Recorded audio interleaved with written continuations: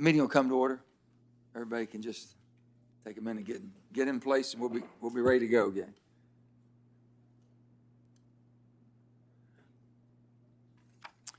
The committee meeting today is for both a business meeting and a hearing, and we're going to begin considering the nomination of Tommy Beaudreau to be the Deputy Secretary of Interior. We're going to do that when we get a quorum here. We need to have 11 to do that. So whenever we do, we might break from the hearing, whoever's speaking at that time, because sometimes it's hard to keep 11. But if we have 11 walk in the door, we will pause at that time, do our business meeting, and get right back to our hearing. I believe Mr. Beaudreau will be an outstanding Deputy Secretary. He is experienced. He knows the Department of Interior and is familiar with the wide range of issues that come before us. He has previously served as the first director of the Bureau of Ocean Energy Management, as the acting assistant secretary for land and minerals management, and as chief of staff of the department. He has clearly demonstrated that he has both a firm grasp of the issues and the ability to listen, learn, and work with all sides and to find common sense solutions to difficult problems. I believe that senators on both sides of the aisle will find that he is someone that they can work with. His performance in our hearing 2 weeks ago demonstrated that he has knowledge, the experience, the temperament, and the skills needed to serve in this important position. And I believe that Mr. Beaudreau is supremely well qualified for the job, and I heartily support his nomination. And I will say to my good friend, Governor John Bell Edwards, that he pronounces it Beaudreau, and you would pronounce it how? Beaudreau. There's a little difference there, a couple states away. What we do is we'll wait until we have a quorum, and then we'll introduce him, and then Senator Barrasso have his introduction also.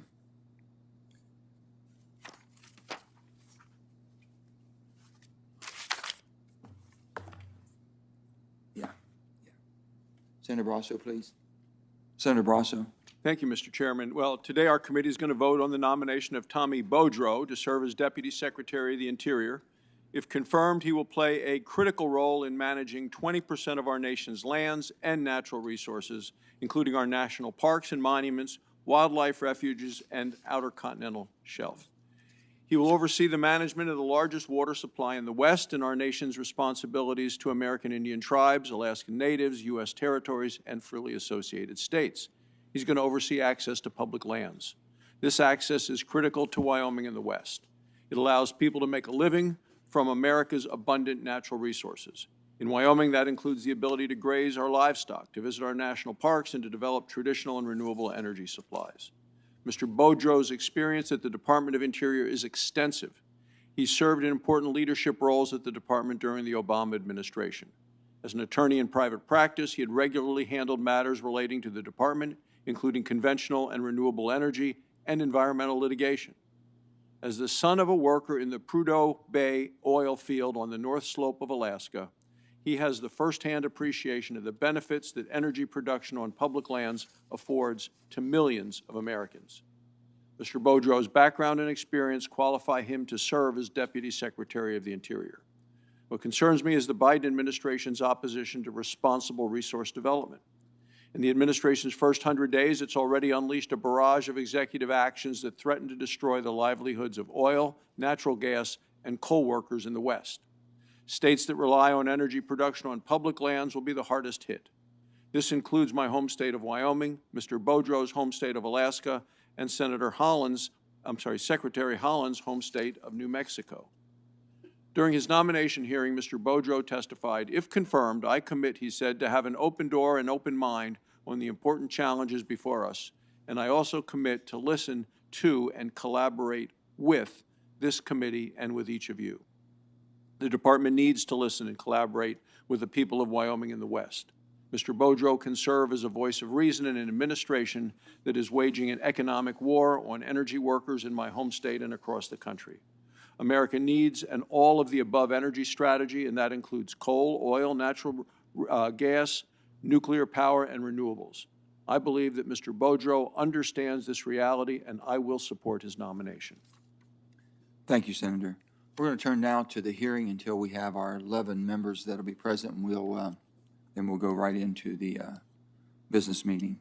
I want to thank everyone for being here today to discuss the status of offshore energy development of oil, gas, and wind and the offshore leasing programs. In January, the administration announced a pause on new oil and gas leasing while they conducted a review of both the onshore and offshore leasing programs. In the meantime, it's my understanding that activity on existing leases has continued, with over 250 well permits approved for 89 unique wells in production continuing. I'd like to acknowledge that the leasing programs have very real impacts to many of the states represented on this committee. I believe the new administration has the right and responsibility to take a pause and evaluate how these energy programs are working. My goal for this hearing, just as it was for our onshore energy program hearing 2 weeks ago, is to set a baseline from which the committee can work to make sure that we strike the right balance between American energy security and independence, environmental stewardship, and ensuring fair returns to the taxpayers from our shared resources. It is my hope that the administration will also take into these discussions into account as part of their ongoing evaluation and their forthcoming report. Turning now to focus on oil and gas production on the Outer Continental Shelf, or the OCS as we refer to it, I'd like to acknowledge the significant role offshore production plays in our domestic energy portfolio, providing 16% of all domestic oil production and 3% of domestic natural gas production. This energy development produced an average of $3.27 billion annually in revenue for host states and the federal government over the last 5 years through royalties, rents, bonuses, and other fees. 37.5% of certain oil and gas revenue is shared with coastal states under the Gulf of Mexico's Energy Security Act, commonly referred to as GOMESA, which I expect we'll hear more discussion about today. Additionally, 27% of the revenue from the first 3 nautical miles of federal OCS waters is shared with the closest state. But let me be clear, every state and county in the country has benefited from OCS revenue through the Land and Water Conservation Fund, for which we secured $900 million in permanent annual funding, along with addressing deferred maintenance on our public lands in the Great American Outdoors Act last year. These programs will preserve our majestic public lands for generations to come.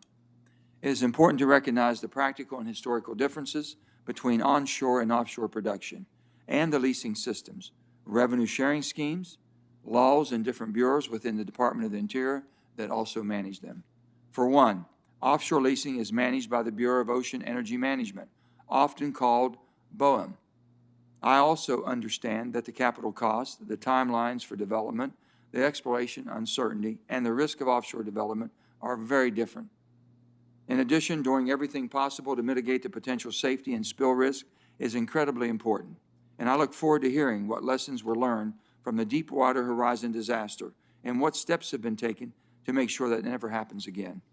I'm also very interested in hearing more about how offshore producers have taken steps to reduce damaging and wasteful methane venting and flaring. As I said before, I'm a strong supporter of all of the above energy policy, and in the light, I'm also very interested in the administration's focus on expanding offshore wind.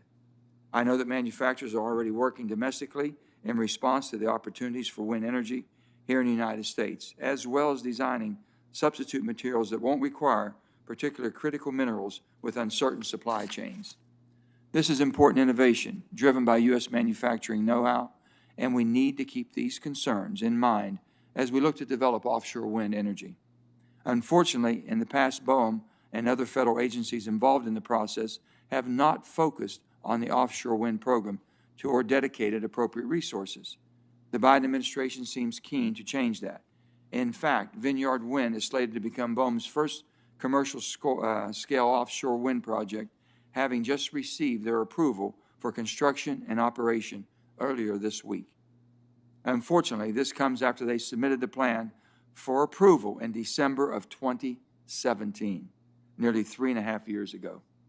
With construction expected to take another 3 years, we'll be looking at almost 6.5 years to produce power. I understand that the first project is the hardest, but I'm hoping that we can find ways to improve the process and provide some regulatory certainty for the offshore wind industry. I look forward to hearing from BOEM about how we might work together to improve some of the hurdles so that good projects can move forward in a more timely manner. Ensuring that our permitting environment makes efficient and orderly development possible in a timely fashion is critical, whether we are talking about pipeline infrastructure, critical mineral mining and processing, transmission, or offshore wind. If we can't get the permits in place, all the great plans in the world won't make a difference because we won't be able to get anything built. With that, I look forward to a robust discussion today. And with our panel of distinguished witnesses, and I'll turn it over to my ranking member and my dear friend, Senator Barrasso, to give his opening remarks. Well, thank you so much, Mr. Chairman. I would point out we have 10 of the required 11 here with us, and if you do notice a member coming in, I know people are on tight timelines, please interrupt my statement to take the vote, and then I'll continue. Will do. Thank you, Mr. Chairman. Well, and thank you for holding this very important hearing today. While Wyoming may be landlocked, we have much in common with states that have oil and gas production off of their coasts. Like western states, the states of Louisiana, Texas, Mississippi, Alabama, and Alaska understand the importance of federal oil and gas production. Jobs in the offshore oil and gas industry pay well above the average state and national wage. These are jobs that lift families out of poverty and put children through college. Oil and gas production in federal waters also generates a critical source of revenue for the federal government and the states. Oil and gas production in federal waters supports the Land and Water Conservation Fund and the National Parks Maintenance Backlog Fund. This funding enables the Department of Interior to preserve some of our most treasured landscapes for generations to come. Oil and gas production in federal waters also supports coastal restoration projects, which are especially important to Louisiana and other Gulf states. In fiscal year 2019, oil and gas production on federal land and waters accounted for 22% of our nation's oil production and 13% of our nation's natural gas production. Like oil and gas production on federal land, production on federal waters is essential to America's energy and national security. It's helped the United States become the largest oil and gas producer in the world. It's given us energy independence from our nation's adversaries. And it's helped keep energy prices affordable for American families and businesses.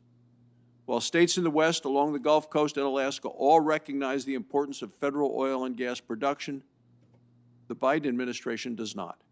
In January, President Biden imposed a ban on new oil and gas leases on federal lands and waters. This isn't a pause or a review. It is a ban with no end in sight. To make matters worse, there is no justification for President Biden's ban. Oil and gas production on federal land and waters is subject to some of the most stringent regulations in the world.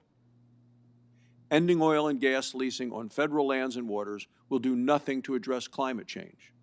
As Secretary Haaland admitted during her confirmation hearing, a ban on oil and gas leasing on federal lands and waters will not reduce global oil and gas production.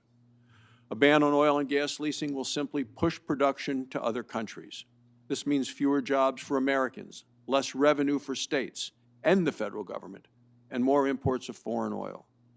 To that point, in this very room, in this very committee, Senator Murkowski noted a few weeks ago, quote, "Russia is providing more oil to the United States than Alaska is currently." This is unacceptable. Subjecting American families to the whims of Russia and countries in the Middle East is not an energy policy. President Biden's leasing ban must end, and it must end immediately. So today we're going to hear from John Bel Edwards, the governor of Louisiana. Like Wyoming, New Mexico, and other western states, the people of Louisiana face deep uncertainty from President Biden's actions. Governor, thank you for your willingness to travel here and testify before us today. I know my friend Senator Cassidy will do a full introduction of you shortly. Finally, I want to thank all the witnesses for appearing before us today and look forward to your testimony. Thank you, Mr. Chairman. And we do have a... And now we have a quorum, so we'll go into our business meeting right now. And since the ranking member, Senator Barrasso, and myself have already given our opening statement, is there any members wishing to speak or be heard on Mr. Beaudreau's nomination? Any members? If not that, clerk will call the roll.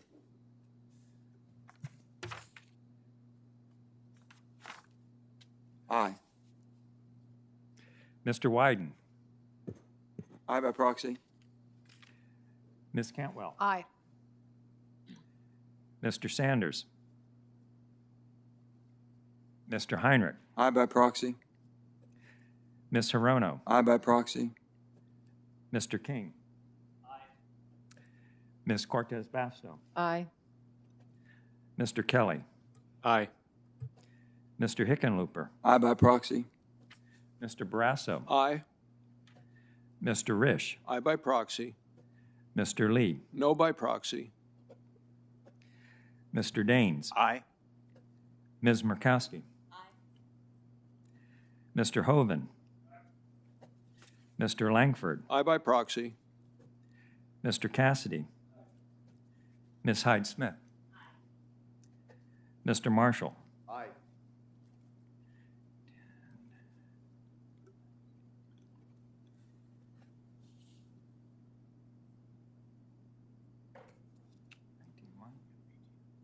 That's right, 18-1, because we missed. On this vote, the ayes are 18 and the noes are 1. That concludes our business meeting, and we will report Mr. Beaudreau out. And we'll now turn to our hearing this morning. And with that, we have a tremendous lineup today, and the distinguished panel of witnesses with us. We have Ms. Amanda Lefton, the Director of the Bureau of Ocean Management. We have Governor John Bel Edwards of Louisiana. We have Mike Minrovic, the President and CEO of Arena Energy. And we have Russell Holmes, the Director of the Center for Offshore Safety and retired Coast Guard Captain. With that, we'll start, first of all, with an introduction from Senator Cassidy. Thank you, Mr. Chairman and Senator Barrasso, for holding this hearing. I welcome today the Democratic governor of my state, Governor John Bel Edwards. Governor Edwards and I are of different parties, but without usurping his testimony, I can say that we both recognize it is a false choice between environmental stewardship and energy development. We in Louisiana understand you gotta balance both. The reason I know he's gonna say this is in a sense because he sent a letter to President Biden, quote, our ability to address Louisiana's climate-related challenges, improve our structural resilience to catastrophic weather events, combat coastal land loss, and reduce our carbon footprint relies heavily on sustainable and predictable oil and gas production in the Gulf of Mexico. Offshore energy production and environmental resiliency is not a partisan issue in Louisiana. Governor Edwards and I have worked together as to best position our state for the energy transition occurring while recognizing that oil and gas will continue to be an important part of U.S. energy mix for years to come. We work together because of climate change, impacting Louisiana unlike any other state in the nation. And we have the largest climate adaptation plan, which under his leadership is helping to fight coastal erosion. The revenue that we receive from this energy production off our shore is so critical to this effort. Unfortunately, the current posture of the Biden administration threatens our long-term ability to fund these projects while putting tens of thousands of jobs at risk. You said it, Senator Barrasso. Eliminating U.S. production does not reduce global demand. Energy will still be produced, but not with American energy and emission standards, produced by other nations with non-existent emission or laxly enforced emission standards. Strengthening those nations while Americans lose their jobs and global greenhouse gases go up is not a policy to endorse. We need an energy policy rooted in science, which actually accomplishes worthy goals, not something that sounds like you really care.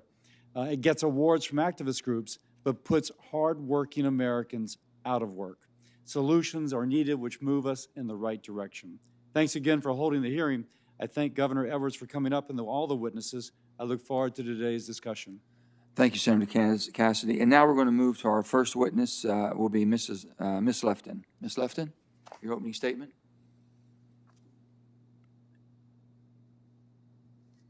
Good morning, Chairman Manchin, Ranking Member Barrasso, and members of the committee. I am very pleased to appear before you today to discuss BOEM's role in developing America's energy resources on the Outer Continental Shelf, or the OCS. My name is Amanda Lefton. I'm the Director of the Bureau of Ocean Energy Management, and I am honored to have assumed this role and responsibility of guiding the Bureau as it fulfills its mission to develop America's offshore energy and mineral resources in an environmentally and economically sustainable way. As part of tackling the climate crisis, the administration is committed to advancing the nation's transition to a clean energy future. During his first week in office, President Biden issued Executive Order 14008, which directed the Department of Interior to review processes for renewable energy siting. On March 29th, the Departments of Interior, Energy, and Commerce all together committed to a target to deploy 30 gigawatts of offshore wind by 2030, and announced a series of initiatives that collectively demonstrate an all-of-government approach that will catalyze the offshore wind industry in the United States and create nearly 80,000 jobs. BOEM's delegated authority to manage renewable energy development on the OCS gives us a critical role in implementing the administration's offshore wind plan. Leasing activities to date include 8 competitive lease sales, 17 active commercial-scale wind energy leases, and we have received 14 industry-submitted project development proposals and 2 research leases to date. Just this week, excitingly, Secretary Haaland and Secretary Raimondo together announced the approval of the Vineyard wind project. This is the first large-scale offshore wind project in U.S. waters. Construction and operations of the 800-megawatt Vineyard wind energy project will create 3,600 jobs and will be built by union labor, ensuring that advancing offshore wind is not only fighting climate change, but supporting the American workforce. On March 29th, the Department of Interior announced that BOEM will finalize the New York Bight wind energy area. BOEM has also submitted notices of intent to prepare environmental impact statements for Ocean Wind and Revolution Wind, and also has ongoing environmental impact statements for South Fork. These advancements are truly a product of both BOEM's diligent work to elevate environmental and multiple use considerations and our robust engagement with the industry, tribal governments, a variety of partners and stakeholders, and state and local governments.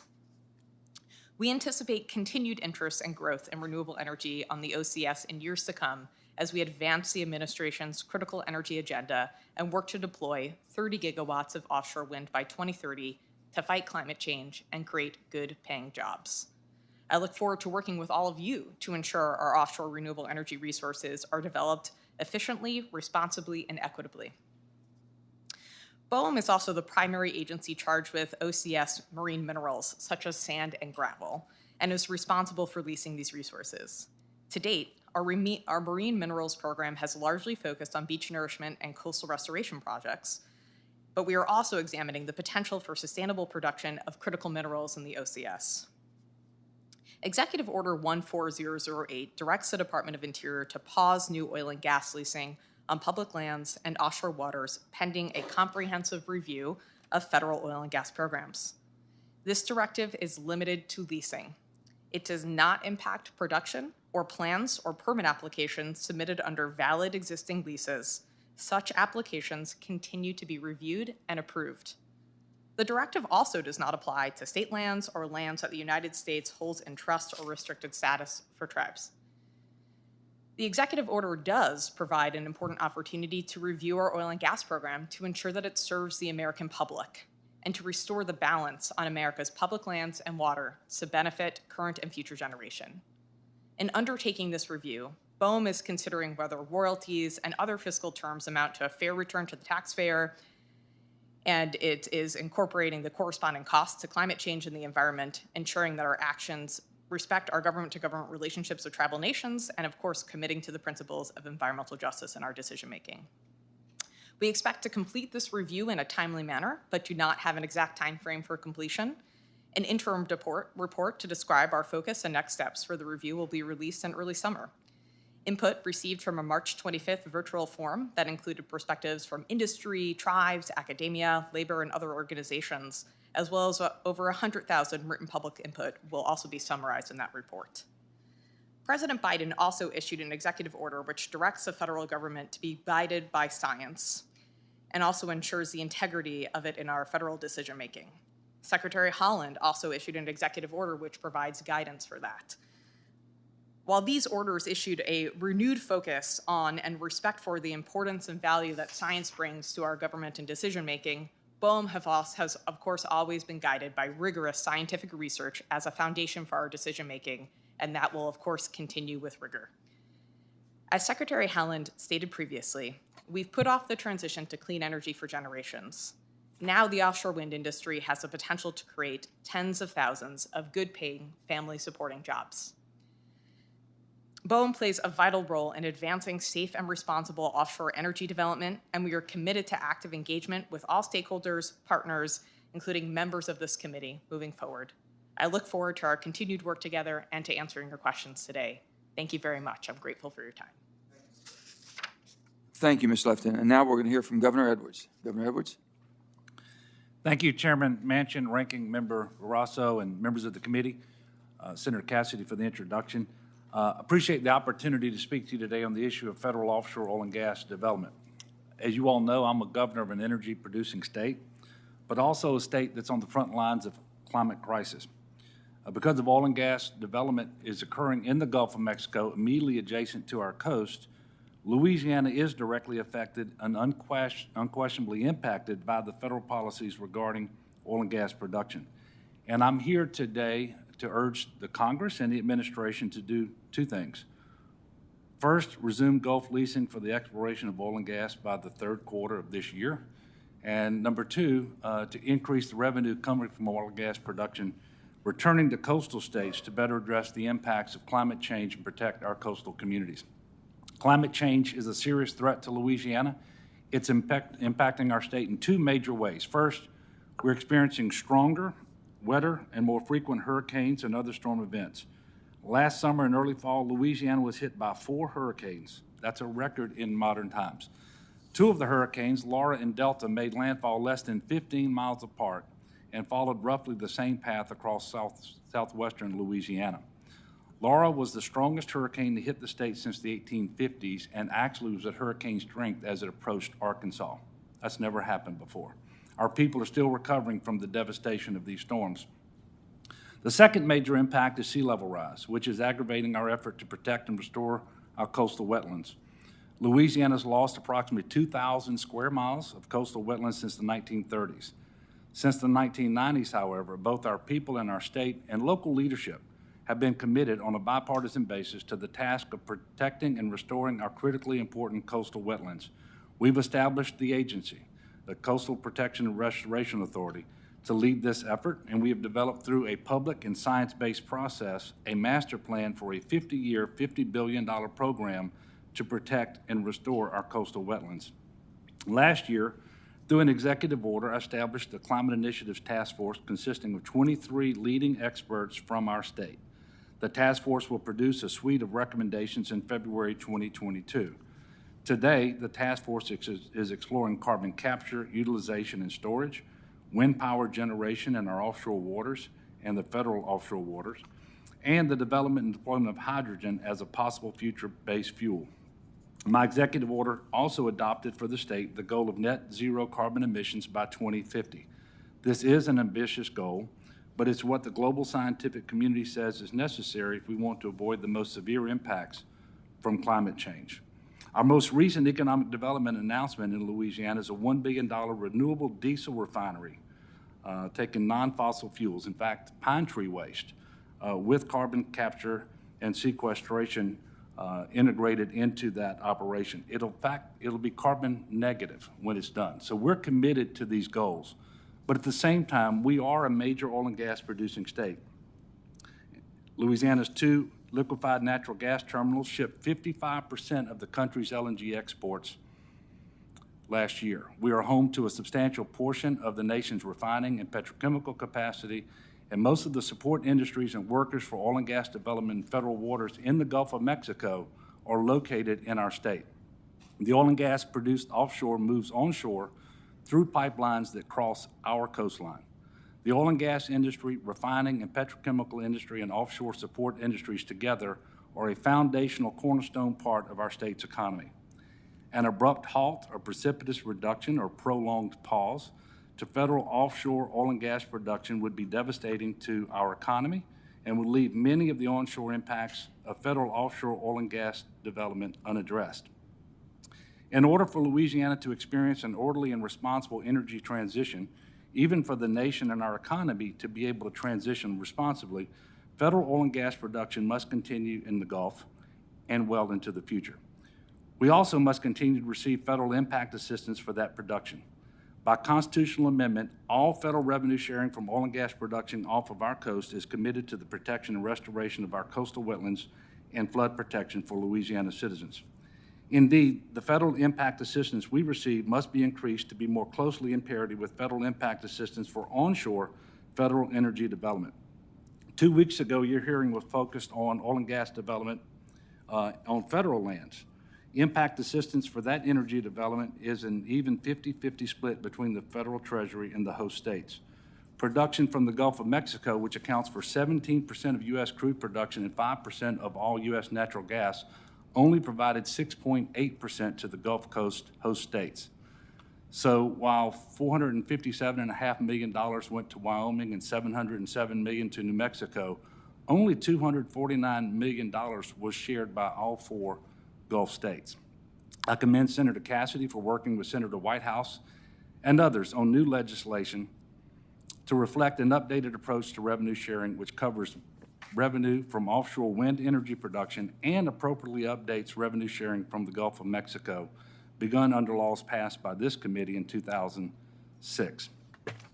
Mr. Chairman, thank you for allowing me to testify today on these vital issues. We are committed to addressing climate change responsibly and to an orderly energy transition, but we must find a way to take a balanced and responsible approach where we're producing clean oil and gas while also mitigating the causes of climate change. Environmentally responsible oil and gas production must be allowed to continue on the outer continental shelf in the Gulf of Mexico. Thank you. Thank you, Governor Edwards. And now we're going to hear from Mr. Holmes. Good morning, Chairman Manchin, Ranking Member Barrasso. Turn your mic on.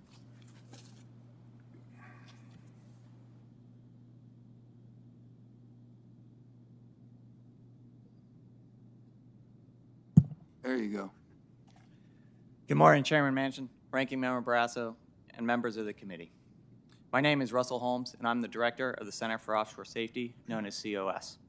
COS was established in 2011 with the mission to advance offshore safety. COS is leading the industry to perform optimally, and we are on the right path toward making that happen through the Safety and Environmental Management Systems Program, known as SEMS.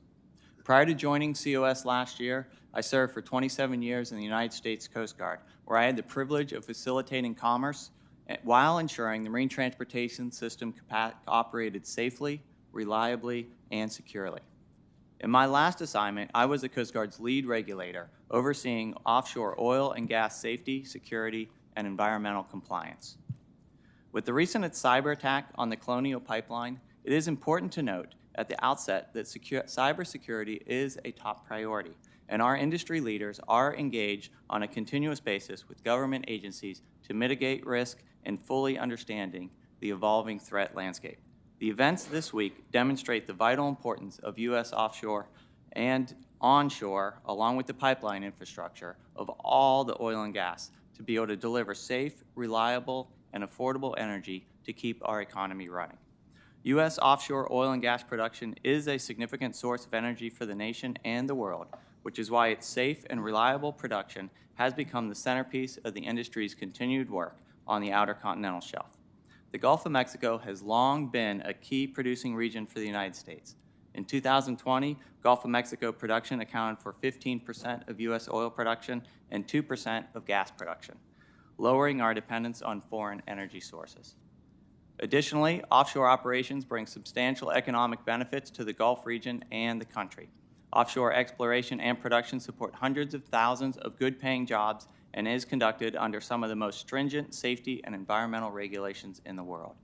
Offshore exploration and production also contribute billions of dollars to federal and state governments every year, which support important programs like education, infrastructure, and conservation efforts. In 2019 alone, the Department of the Interior dispersed nearly $12 billion from energy production on federal lands and waters to United States and state governments. In addition, earlier this month, DOI announced $1.6 billion to address critical deferred maintenance projects projects and improve transportation and recreation infrastructure in national parks, national wildlife refuge, and recreation areas, and at Bureau of Indian Education schools. This funding, through the Great American Outdoors Act, advanced through this committee, is provided by energy development on federal lands and water. While there are vast benefits of U.S. offshore oil and gas exploration and production, it is essential to produce these natural resources while ensuring the safety of the offshore workforce and protection of the environment.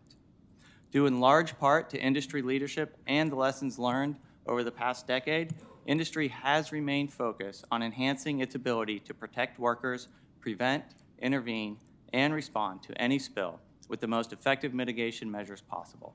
With this in mind, industry has made significant advancements to promote safety culture, develop and revise industry standards to minimize and prevent accidents and spills, track, report, and learn from incidents, develop and improve subsea containment and intervention capabilities, mitigate environmental impacts of spills through greater spill response technology, enhance safety and environmental management systems, and establish the support of the efforts of the Center for Offshore Safety. It is with this focus that COS is now entering its second decade of service, formed to help offshore operations improve safety, protect the environment, and increase sustainability on the OCS through peer learning opportunities, sharing of good practices, and SEMS certificate program. This program was established based on API recommended practice for development of a safety and environmental management program for offshore operations and facilities. Industries and COS's work has led to continued advancements in technology, new and improved industry standards, and enhanced best practices, advances in risk management, smarter regulations, and innovative approaches to addressing offshore safety. Continuous improvements occur through learning, collaborating, and innovating, and the offshore oil and gas industry remains committed to following through on its responsibility to operate in a safe and environmentally sound manner. Together with changes being made by federal regulators, the collective action has served to improve and will continually improve the safety of offshore energy development. Thank you for the opportunity to address the committee today, and I am happy to answer any questions that you might have. Thank you, Mr. Holmes. And now we're going to have Mr. Marovic. I try to get it right. I don't know how close I am to it. Yes, sir. Is Minarvik. Minarvik, Yes, see? sir. I was close. Thank you, Chairman Manchin, Ranking Member Barrasso, and members of the Senate Committee on Energy and Natural Resources for the opportunity to testify this morning. My name is Mike Minarvik, and I'm CEO of Arena Energy, an independent exploration and production company with exclusive focus on the federal waters of the Gulf of Mexico. For 22 years, Arena has been drilling wells in the Gulf and has invested over $4 billion of capital. And during that time, we paid the federal government $1.1 billion in royalties alone. We've decommissioned over 300 wells and 45 platforms. And during the last 10 years, we've been one of the most active drillers in the Gulf of Mexico. We conduct our operations with an intense focus on safety and have produced significant volumes of oil and natural gas in an environmentally responsible manner. Our operations support thousands of jobs along the Gulf Coast and throughout the country. I also speak to you today on behalf of the Gulf Energy Alliance, which is a coalition of leading independent offshore producers. These are not household names, but we are the backbone of the offshore industry. In 2019, independents collectively produced approximately half of the oil and natural gas from the Gulf and provided half of the total offshore revenues paid to the U.S. Treasury. For 70 years, the United States Gulf of Mexico has been a world-class basin for oil and gas development and for U.S. energy security. The Gulf Coast residents in adjacent states of Texas, Louisiana, Alabama, and Mississippi overwhelmingly support offshore energy development, which contributes to local communities with high-paying jobs. From 2003 to 2019, U.S. offshore production contributed $107 billion to the U.S. Treasury through royalties, lease bonuses, and rentals. 17%, about 17% of every dollar of revenue goes straight back to the federal government and various state programs, including Land and Water Conservation Fund, the Great American Outdoors Acts, and Go Mesa. Finally, the extensive infrastructure in the Gulf represents promising opportunities for emerging technologies in support of a lower carbon future, including offshore wind, hydrogen fuel generation, and storage of captured carbon. And on top of all that, the oil produced in the Gulf of Mexico is among the most environmentally advantaged in the entire world. Oil and gas will remain critical fuel sources for decades to come. As we transition to a less carbon-intensive energy sources, we should not reduce or constrain oil production from the Gulf of Mexico. Doing so will not impact domestic demand.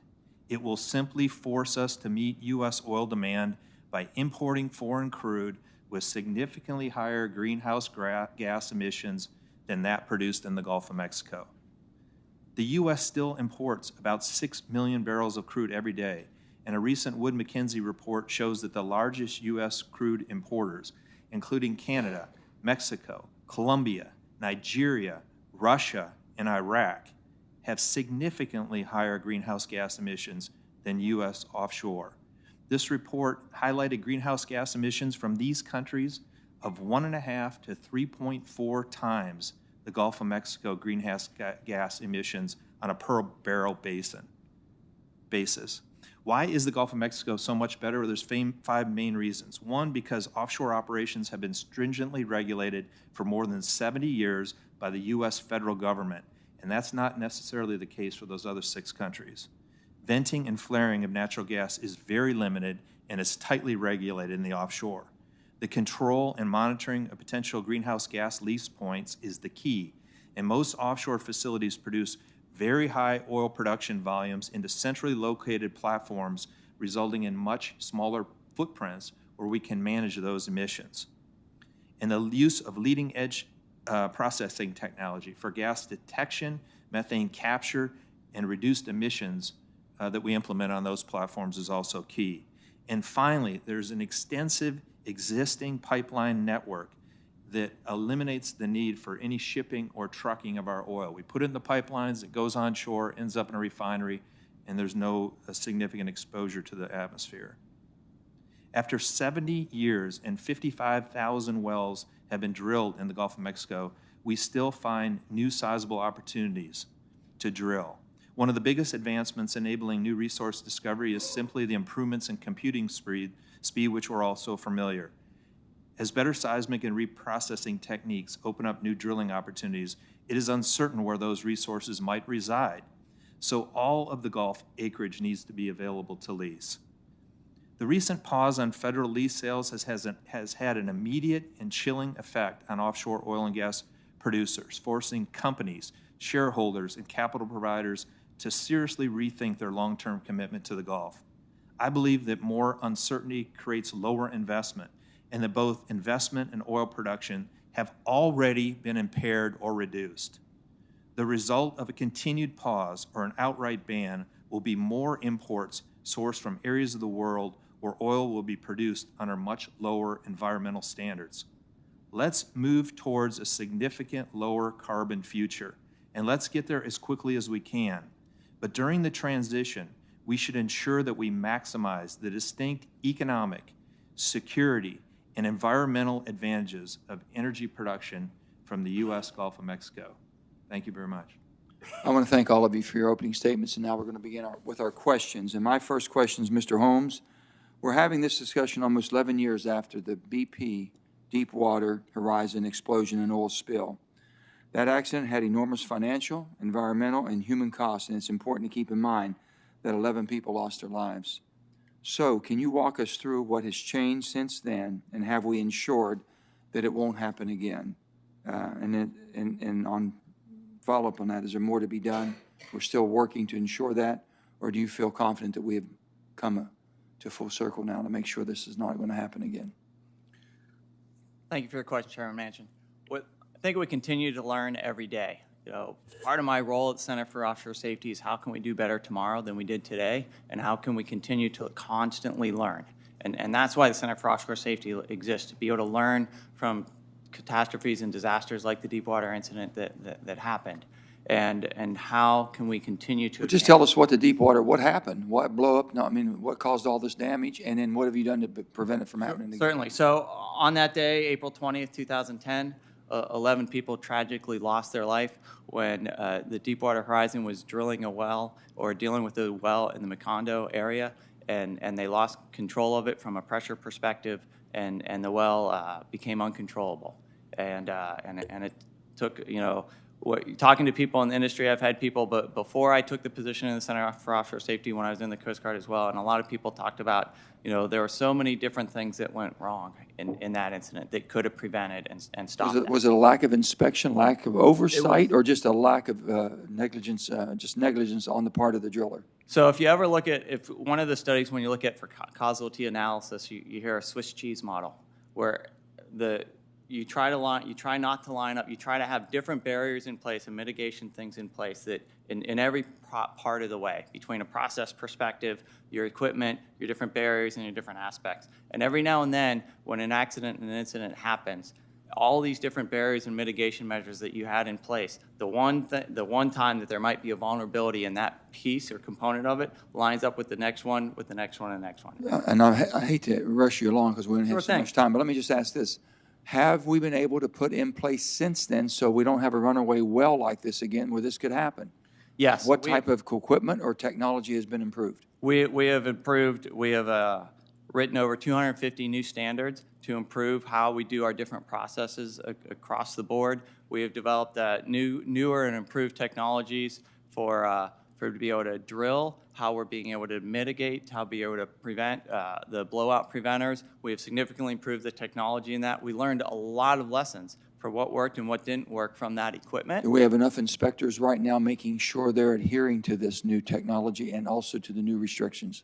So if you look at it, the Bureau of Safety and Environmental Enforcement in the past couple of years, they've pushed out that they've increased the number of inspections that they've done significantly with the inspectors that they have out there to be able to look at it. We've also implemented safety environmental management systems that were not required by regulation before, and so some companies did it and some didn't, and those are now required now, and that's part of what COS does, is to help ensure that those management systems are being done, and they're required to be audited every 3 years by Bessie. Thank you very much, and I appreciate it. And there's going to be more questions on this.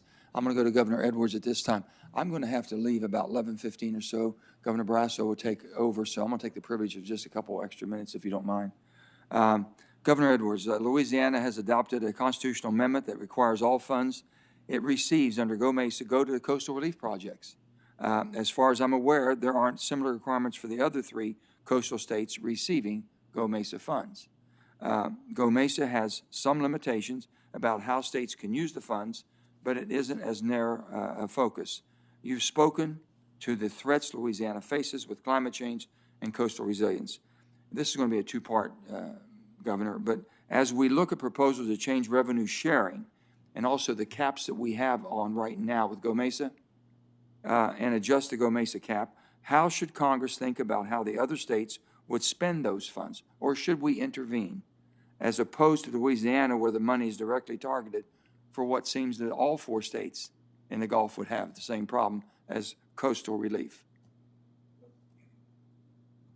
Thank you, Senator Manchin, for the question.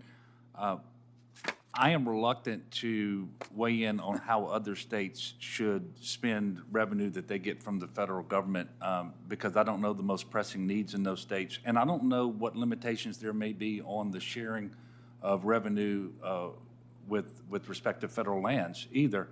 I can tell you that there was a 37.5% cap and a $375 million cap as well, and then whatever funds are produced from the Gulf then get split according to a formula between the states of Alabama, Mississippi, Louisiana, and Texas. And so every dollar that we get goes to coastal restoration and protection, but we know that that is a pressing need. We've identified at least $50 billion worth of investments we want to make over 50 years. This is the only guaranteed source of federal revenue that goes into that program every single year for the life of GOMESA. So it's incredibly important for us, and we're doing really good work on the coast. I hope that maybe you and other members of the committee will come down and we can show you the islands that we're building, the shoreline protection projects that are really having a positive impact. The hurricane that we talked about earlier, Laura, was projected to have storm surge over I-10 in Lake Charles. That didn't happen, and we believe one of the reasons it didn't happen is because of the work that we've done along the coast, particularly the shoreline protection project. So these projects are really important to us, but we have a long way to go in lifting that cap and allowing more revenue to flow to the states, comparable to what's happening on federal lands, would be very beneficial to the state of Louisiana. Thank you, Governor. Senator Barrasso. Thank you, Mr. Chairman. Governor Edwards, 2 weeks ago, Mark Gordon, governor of Wyoming, was here, testified before this very committee. He testified on the impact of President Biden's oil and gas leasing ban on Wyoming and western states. Could you talk just a little bit more about what the oil and gas leasing ban means for the energy workers and communities in Louisiana and across the Gulf? Yes, sir. Thank you so much, Senator Barrasso, for the question. We know that in just the first half an hour after the pause was announced, the share prices for companies doing business in the Gulf of Mexico was adversely affected. And so there have been challenges already.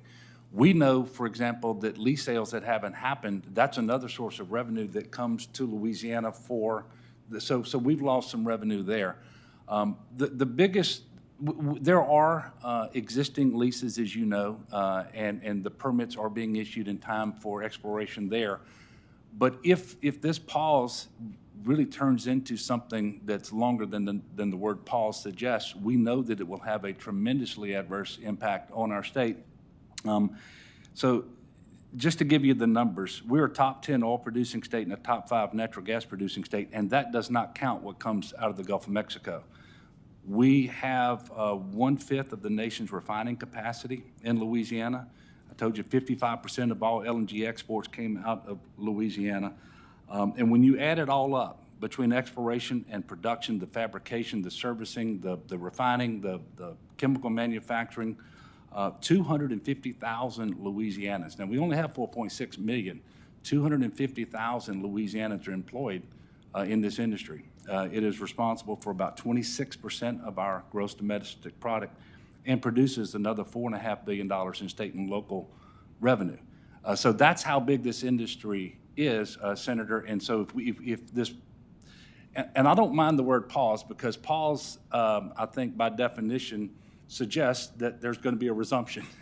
And we want the resumption, we want it as soon as possible so that the worst impacts don't happen and that these people don't lose their chance at supporting themselves and their families.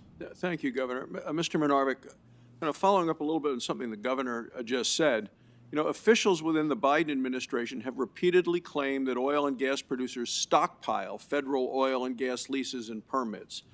Is stockpiling oil and gas leases and permits in federal waters even allowed under current law? Thank you, Senator. No, clearly not. There's clear terms on which we have to develop the lease or we return it back to the government. It's definitely a use it or lose it proposition. When we buy a lease in the Gulf of Mexico, there's a lot of money left to be invested and a lot of analysis and technology that has to be applied to determine exactly what we have discovered or what we potentially will be drilling for and what opportunity is there. Typically in the Gulf, you spend about $1 million to $2 million to purchase a lease. That's been the average over the last decade or so. But you're going to spend millions of dollars beyond that as you invest and review and study seismic data and do economic analysis and look at the cost to drill. In the deep water today, a well can cost $100 million. And different from a lot of the onshore areas, it can very likely be a dry hole. So $100 million and you get no return of your capital. That's a potential outcome. So a lot of money is invested along the way to analyze that opportunity, reprocessing seismic data with enhanced computer technology that we have today to really dive in and really understand what we've leased. So sometimes those leases don't get drilled. That's the reality of it. But when we're looking at investments of $100 million of risk dollars, they'll ultimately result in potentially $1 billion of capital to develop the fields fully. This is the kind of analysis and commitment that has to be made. Can I ask you a little bit more in terms of what you just mentioned, the word investment? You know, in March, the governor of New Mexico wrote to President Biden on the impact of his oil and gas leasing ban on federal lands. She explained the leasing ban is going to encourage oil and gas producers to leave federal lands in New Mexico for private and state lands in Texas. The result is going to be, of course, fewer jobs, less revenue for New Mexico, more jobs, higher revenue for Texas. Is it fair to say that if the Biden leasing ban does not end soon, offshore oil and gas producers will shift their investments from U.S. waters to other parts of the world? And is it fair to say that that shift is going to mean fewer jobs for Americans and less revenue for states and the federal government? Thank you, Senator, and absolutely, that is the case. We have seen that already in our company. We had a rig working, and we decided we'd pick up a second rig, which is staff, which is about 100 people, and we had trouble getting the people to get on that rig and come to work. And part of the reason was they saw a lot of uncertainty in leaving their current position they were working in and committing to a higher wage job in the Gulf of Mexico. And that's true among capital providers, shareholders, and investors across the board. The chilling impact of what's been done already in the Biden administration with the immediate reduction in drilling permits for 60 days.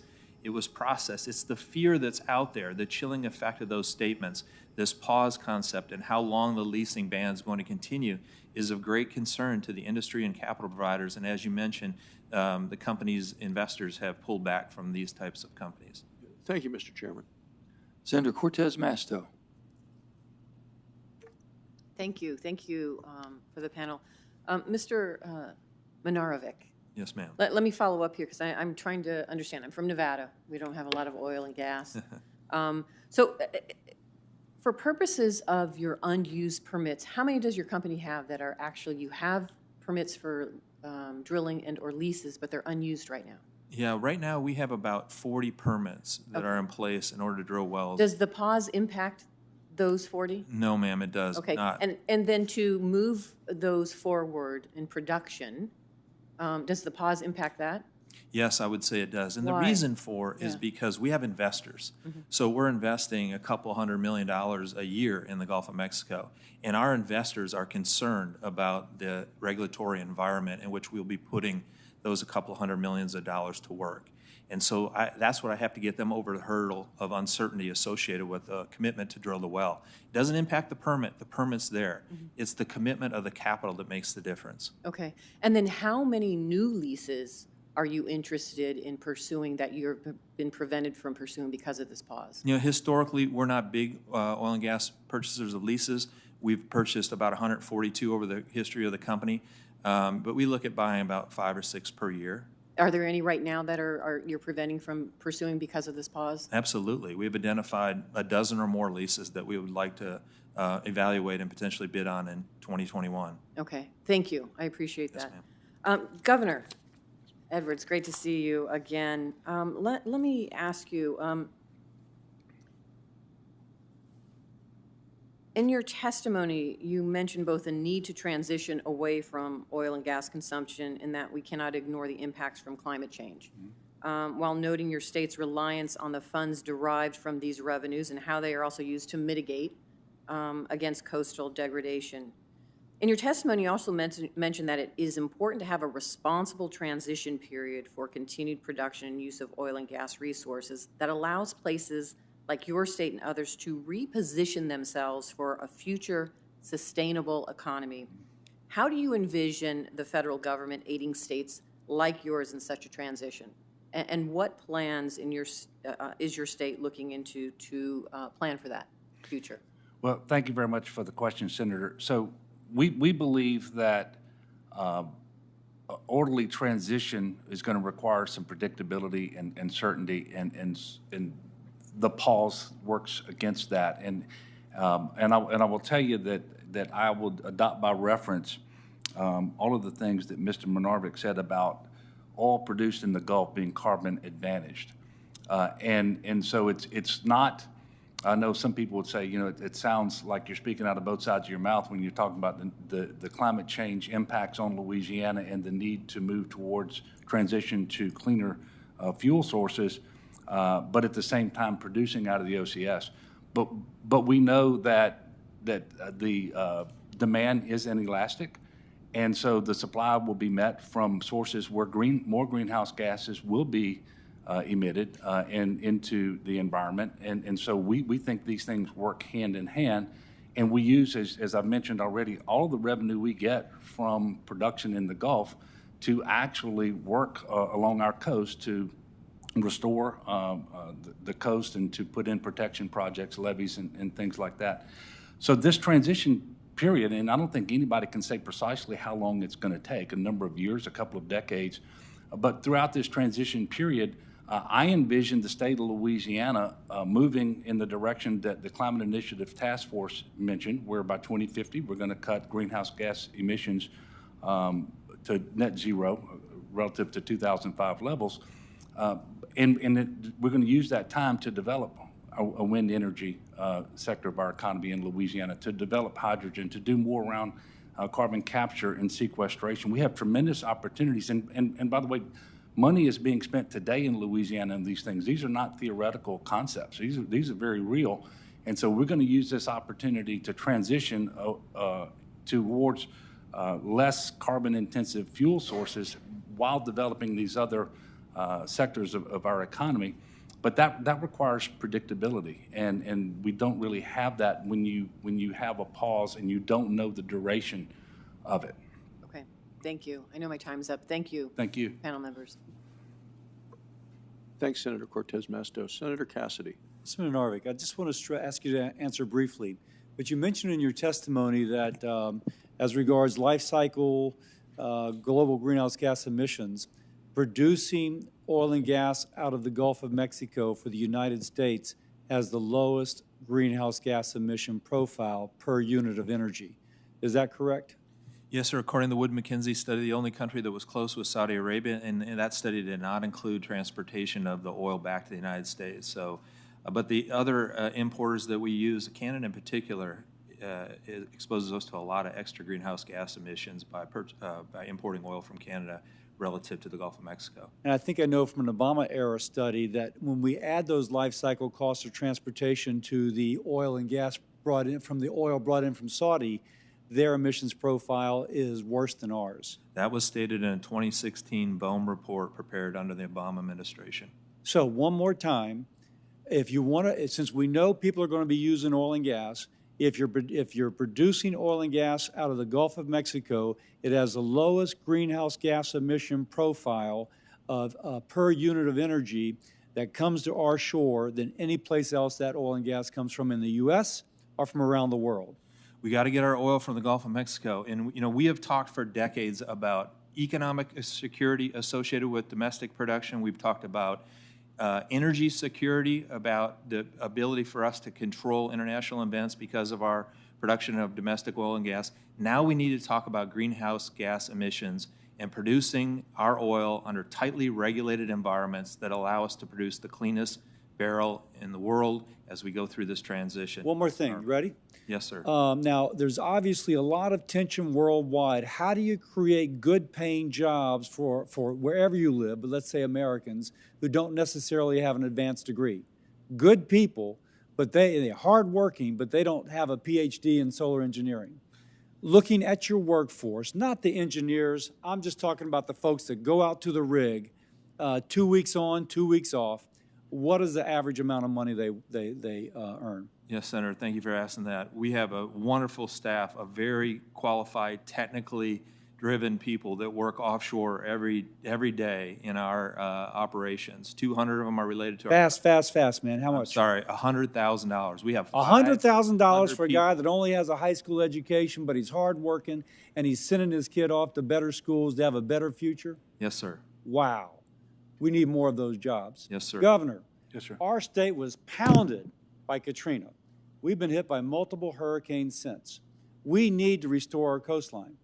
Now tell us, if you don't mind, how these dollars leverage BP oil dollars in order to contribute to our coastal restoration plan. Thank you, Senator. So there are a couple of pots of funding under the BP oil spill settlement that the state of Louisiana benefits from that work on a reimbursement basis. So if we don't have the dollars in the first instance to pay for the project, we don't have a project to be reimbursed for, and that's specifically the NERDA and the NIPWIF pots of funding. So it is important. So the GOMESA dollars provide that matching Yes. sum. Yes. And now tell me, how much is our coastal restoration plan over the next 50 years, i.e. the plan to prevent us from having another Hurricane Katrina whack New Orleans? How much does that cost? It is a minimum of $50 billion. 50 with a B. Yes, sir. Ms. Lefton, here we've heard about fantastic jobs, $100,000 for folks who may have a high school education only, but they're great people, and they're getting a better future for their family.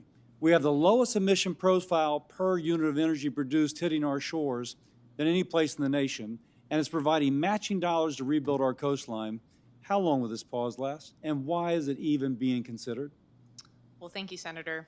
As I said in my testimony, we have a responsibility to the American public to review our programs to ensure that they do amount to a fair return to the American taxpayer. So that is exactly what we are doing. So is the question that we need to raise the royalty payments? I don't quite understand, because Well, right actually- now, onshore gets a far better royalty payments going to the states, less to the federal, and here the federal government's getting more of a reward. So actually, Senator, I believe you're referring to the revenue sharing. Correct. So I think it's critical first to acknowledge that 90% of those revenues are actually coming from royalties. So that means as Coming from- production continues. Coming from where? From royalties. So that means as production continues, which we expect it would, in fact, 55% of the 12 million acres that are under lease in the Gulf of Mexico, we don't even have a plan for yet. 80% of that acreage is not yet currently producing. So there's plenty of opportunity for what is currently. But that assumes that this pause is going to end in the near term. No, sir, it doesn't. Because as we've heard, you chill investment as long as there's this uncertainty going forward. Well, fortunately, actually, we're still seeing plans come into BOEM, and we are processing those plans. No, so but that, not for new so that leases, though. development. The issue is the new leases. Well, we would have plans for leasing, right? So there are existing acreage under lease, and then what happens? What I'm hearing from our oil field service folks is that as long as there's a pause, no one will invest in new capacity. And- Now, and 250,000 people in our state are directly or indirectly employed in this. Are you committing to us that the administration will once again begin to lease in the Gulf of Mexico? I'm committing to you, sir, that we will have an interim report that is going to be out in the early summertime, and very glad to continue the conversation. I'll finish with this. If you're speaking of the American public as 250,000 workers, some of them earning $100,000 with a college degree, including the construction jobs, rebuilding our coastline so we don't get whacked by more hurricanes, that American public says resume leasing. If you're speaking to the American public benefiting from the Great American Outdoors Act, which is rebuilding our nation's parks, or from the Land Water Conservation Fund, which depends on this funding, they are saying resume leasing. I yield back. I'm just frustrated by this kind of inaction. Thank you, Senator Cassidy. Senator King. Thank you, Mr. Chairman. Mr. Holmes, I'm a little unclear. Who is it that you work for? What is this, a government agency or a private sector? Who is it? Center for Offshore Safety is supported by a group of the offshore oil and gas companies. It's a industry-sponsored group for the industry. I just wanted that clarification. Sometimes I hate to be right. 3 years ago, I sat right here and cross-examined a representative from FERC about the failure to adequately regulate pipelines because of the cyber threat. I can guarantee that your systems are vulnerable to cyber attack today. Whatever you tell me, I can guarantee that Putin's hackers could be in there within several weeks. Your SCADA systems are vulnerable. The valves turnings are vulnerable. What kind of strong systems do you have in place? Well, let me rephrase the question. Would you accept regulation by the FERC or some other agency of the federal government to ensure cyber protection? Because right now, you're vulnerable, and we just saw this weekend what that can mean. Senator, yes. I think a collaborative approach between the industry and the whole of government is necessary across the entire nation for cybersecurity.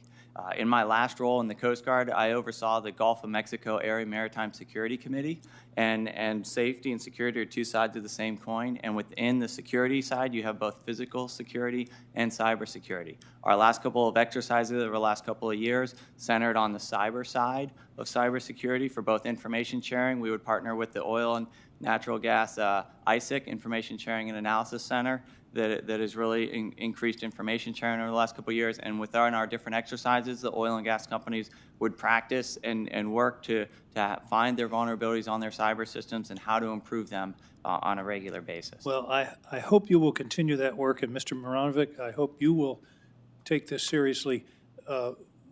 We keep getting wake-up calls, Yes, sir. and we keep not being fully awake. So I can't emphasize more how serious this threat is. I've spent the last 2 years as a co-chair of a National Cyberspace Solarium Commission, and what's come through to me is the urgency of this problem, and it just, we keep learning how serious it is. I assume you're heavily focused on this threat. Yes, sir, and obviously the Colonial situation brought it to a new level. Our IT department this morning actually updated us on some methods that we're using. We're backing up our data regularly. Of course, we also have an off-site facility in Indianapolis to have backups put separately from our Houston location. We have blocked all access outside of the United States, and we have a two-factor authority to access that data. I think that's crucial because we don't yet know the cause of Colonial, but it's likely somebody clicked on a phishing email. That's right. I mean, we can do all that we can do here, but cybersecurity starts on the desktop. And Absolutely. It's a culture within the company. I hope that I would urge you to, for example, hire hackers or red teams Right. to test your systems, because your CIO tells you you're secure, but you don't know it until somebody tries to break in. I agree with you, Senator, and we've done that a little bit in the past, but certainly this has elevated it. We'll take your advice. Thank you. Governor, welcome. Governor Manchin and I always welcome governors because they're the font of most wisdom in our experience. We're always glad to have you here. Do you think a state should have the right to say no to offshore drilling off of their coast if their legislature and governor make a determination that they feel the risks outweighs the costs? I do. That's not the decision we made in Louisiana. I understand. Yes, sir. But I do think that the state should be able to make that decision. Thank you.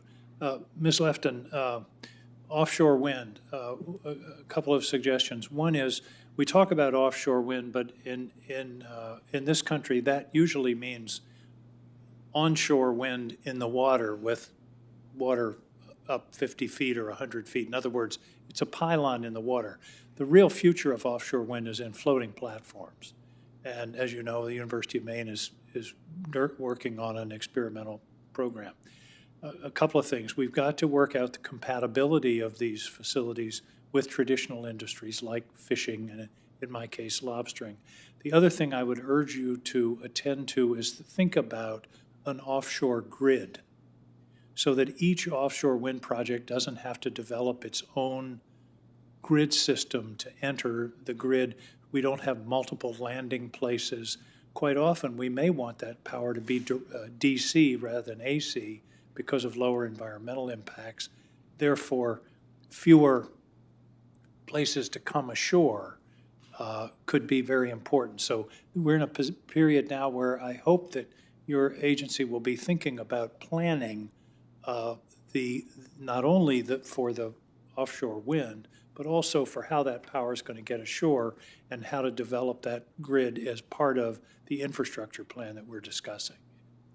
Well, Senator, thank you very much. We are, in fact, thinking of just very that, and I agree with you that both we need to ensure that we are doing all that we can to deconflict with existing ocean users, and that we need a very thoughtful approach to transmission to minimize impact and ensure that we have adequate transmission to bring this energy to shore. So undoubtedly, those are two things that we remain very focused on, and I appreciate you raising them.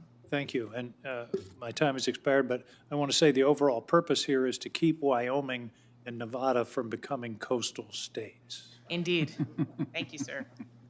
Thank you, Senator King. We appreciate your attention to our states. Grateful. Senator Daines.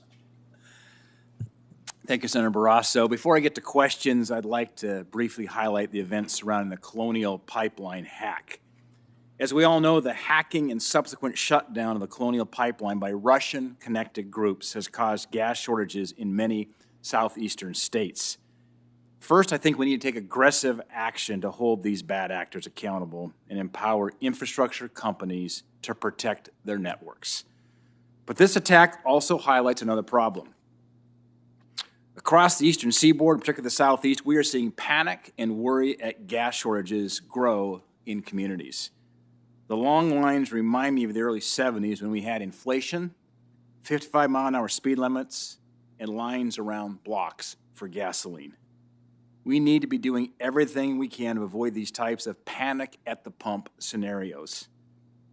Thankfully, because of policies of the last administration, we are still global energy dominant. And thankfully now that the pipeline is back up and running, this shortage will cease. However, because of President Biden's war on Made in America energy, we may see gas shortages become a norm and not the result of bad actors. We need to be promoting an all-of-the-above energy portfolio. We need to build the Keystone XL pipeline. I was out in eastern Montana last week, and it's just tragic to see these communities, frankly, bordering on poverty, that need these jobs, need this economic activity. We have 2.5 million miles of pipeline. I don't know why President Biden stopped that pipeline. We need it. We need to approve new oil and gas leases. We don't need to stifle American energy. But I want to now turn to the hearing and how President Biden's actions are already affecting our communities. Last year, we passed that historic Great American Outdoors Act, and I want to thank my colleague from Maine, Angus King, who was a great partner in working together to get that strong bipartisan support to get that done. That bill uses energy revenues from onshore and offshore energy development to fix the aging infrastructure at our parks. This bill brought Republicans, Democrats, independents together to increase conservation funding by using our robust energy economy to fund our parks and our public lands. But the actions of President Biden to stop leasing and his desire to end oil and gas development permanently can and will have a negative effect on the good work that Congress did last year, including on our national parks.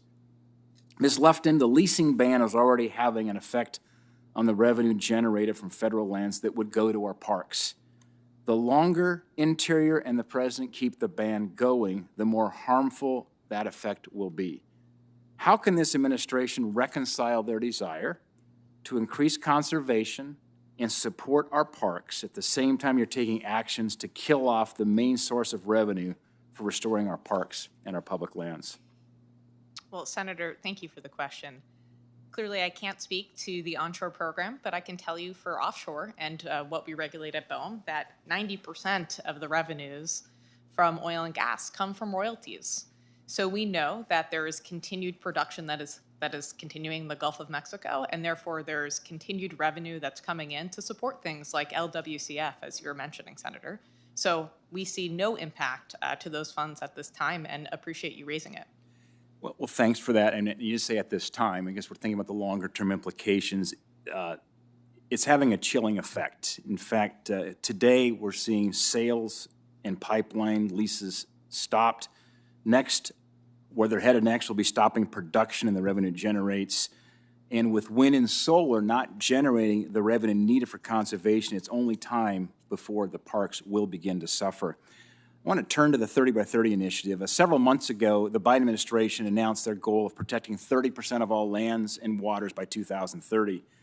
Montana has a legacy of conservation, which I fully support, but the lack of details on this initiative were deeply concerning. The administration refused to answer questions or meet with me to discuss 30 by 30, initially didn't even make their report public on how they would achieve that goal. Once the report was public, it contained high-level concepts and buzzwords to detract from the lack of information and contradictory statements. While the administration is adamant about placing 30% of lands in, quote, conservation status, they concede they do not know how to define conservation, and even if they did, they have no idea how many lands are already in this status. This leads me, frankly, to fear the worst, that President Biden will unilaterally lock up lands and waters from future development. Governor Edwards, what are your thoughts on the potential use of federal laws to unilaterally inhibit energy development in order to meet vague conservation goals, and how could a designation like this affect a state like Louisiana? Well, Senator, thank you for the question, and you know, I'm trying to figure out exactly how to phrase the answer. Obviously, we know that oil and gas, the oil and gas industry, like all businesses, like stability and predictability, and there is a cadence associated with how they develop leases. First of all, you got to be able to get the lease, and then you've got to put it in line for development. And any time that you have an abrupt pause like we have right now, that's going to have an adverse impact on their ability to maintain that cadence.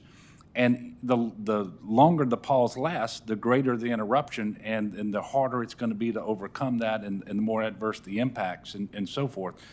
And so, obviously, I acknowledge that the president has inherent authority to review things. I'm just hopeful that the review will come out consistent with what the discussion has been here today, especially by my senator, Senator Cassidy. And I'm mindful that the current 5-year plan for development in the OCS was developed by the Obama administration in 2016, and it's pretty clear. It says that greenhouse gas emissions will increase if you stop drilling in the Gulf and in the OCS, because you're going to deprive the market of these carbon-advantaged barrels of oil, and instead allow these barrels of oil from elsewhere in the world to come into the market, because the demand isn't going to change. And so I'm actually optimistic that will be the same conclusion that they're going to draw, because it seems irrefutable to me. I just wish they would get there and create the policy and the program going forward, lift the pause. You know, I don't know if that answered your question. It does, and thank you for staying focused on the science and the data, and not ideology and politics. It's appreciated. Thank you. Yes, sir. Senator Hyde-Smith. Thank you, Senator Barrasso. Being from a Gulf state, I'm very excited about the conversation today.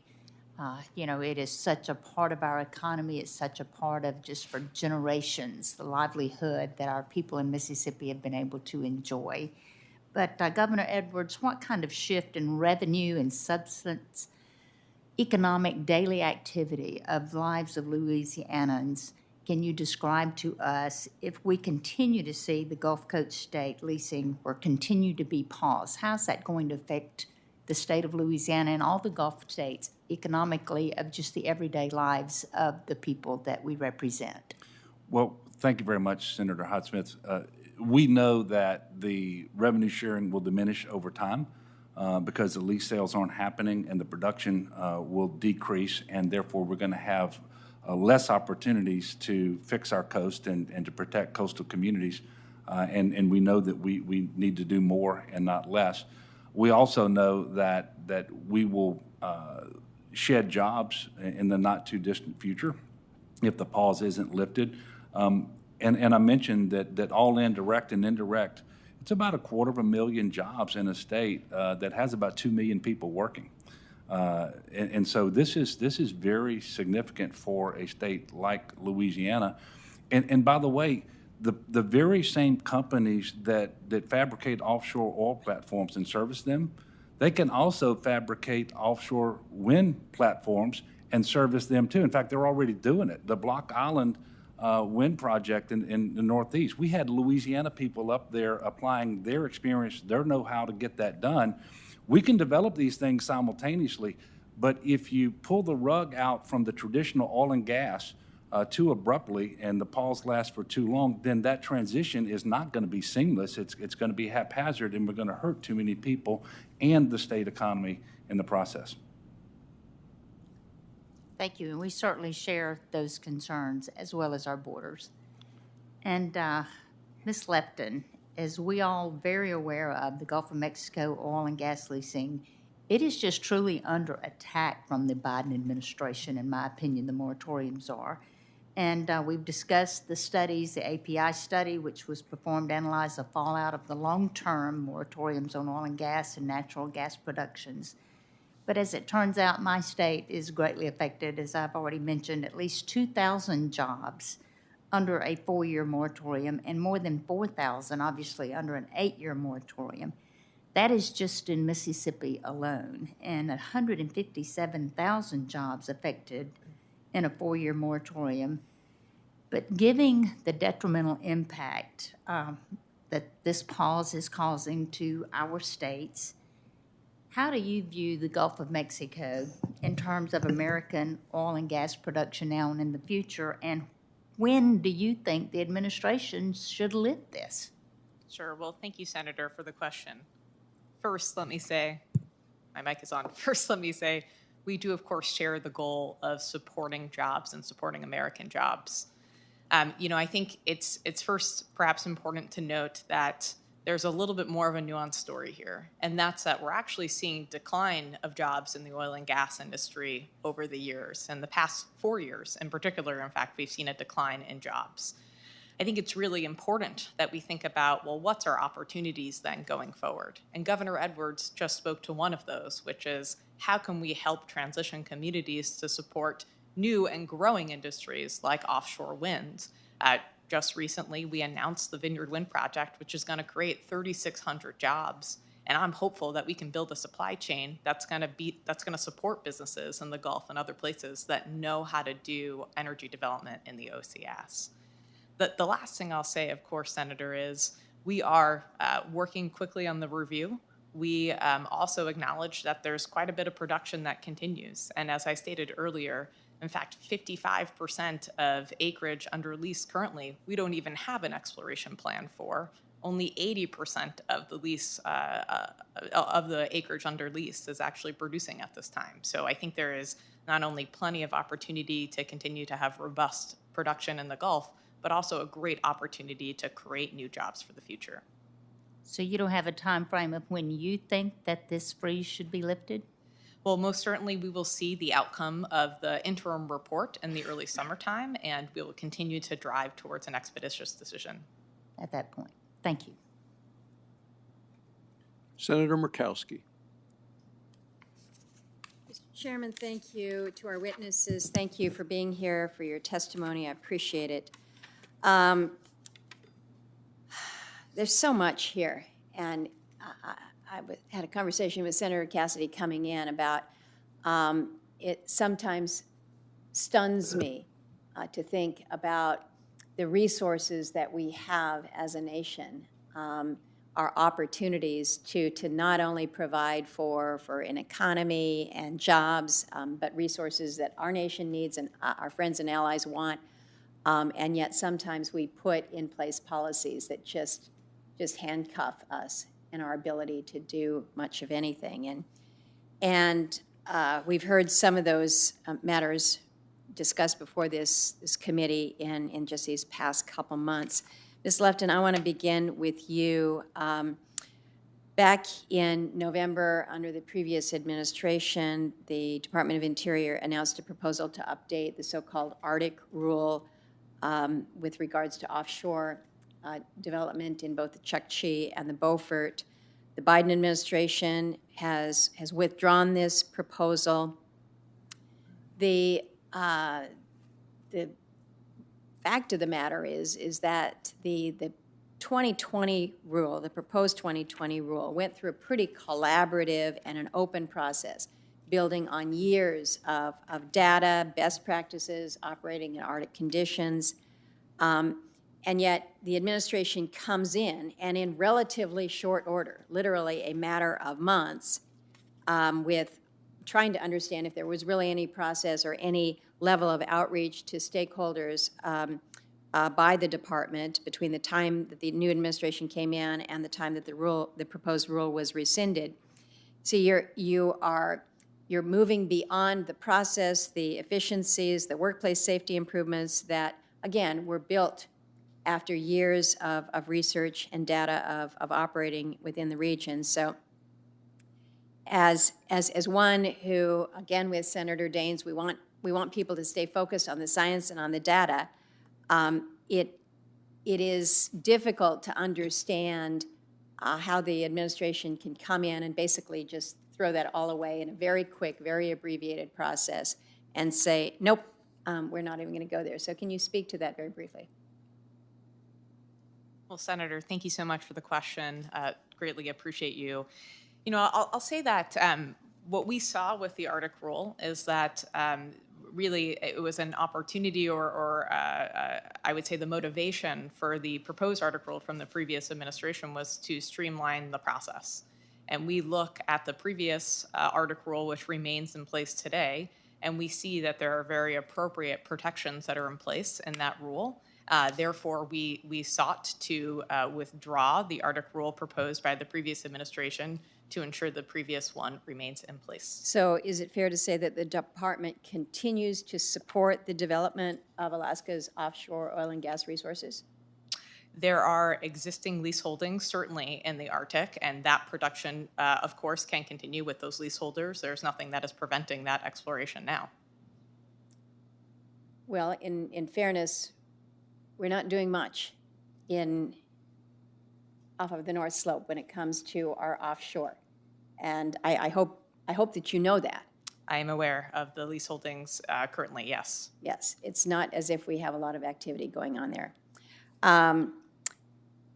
I'd like to ask about the 5-year plan. Back in 2018, Secretary Zinke announced a plan to open 90% of the OCS to oil and gas leasing. Projected time horizon was approximately 2019 to 2024. I was one of those members of Congress who supported that plan. The plan included 19 proposed lease sales in the state of Alaska. Can you share with the committee what the department's plans are for offshore oil and gas development in Alaska? Certainly. So, of course, as you've noted, Senator, the previous administration did not complete their plan. They had put out a draft proposed plan and a notice of a programmatic environmental impact statement. So at this time, as we continue to do the review of our oil and gas programs, that will certainly inform the 5-year program going forward, which we certainly do intend to develop and are very glad to continue the conversation with you as that occurs. Last question, Mr. Chairman, if I may. A lot of discussion last year about what this committee was able to advance with permanent reauthorization of the Land and Water Conservation Fund. I think we have recognized the benefits that have come through the Great American Outdoors Act. I had some concerns about the mandatory funding for LWCF, including how we pay for it. But we all recognize that LWCF derives from oil and gas royalties, but we're looking at an administration now that is not very enthusiastic about development on our public lands. So as Interior is reviewing the oil and gas program, is it considering the impacts to LWCF and the other conservation programs that exist out there if royalties from oil and gas are either no longer available or are starting to decline? Because believe you me, we're using that money. We're going to spend these for these conservation projects. But is the administration actually looking at that the impact of the policies that they're talking about today, when you're pausing this kind of activity and you're going in a different direction, that it's not consistent with the efforts that you would like to make on the conservation side? Well, certainly. I mean, first, deeply appreciate the question with respect to LWCF and the goals of that fund. It is such critical conservation dollars for this nation, and highly value the great work that this committee and others did to secure that.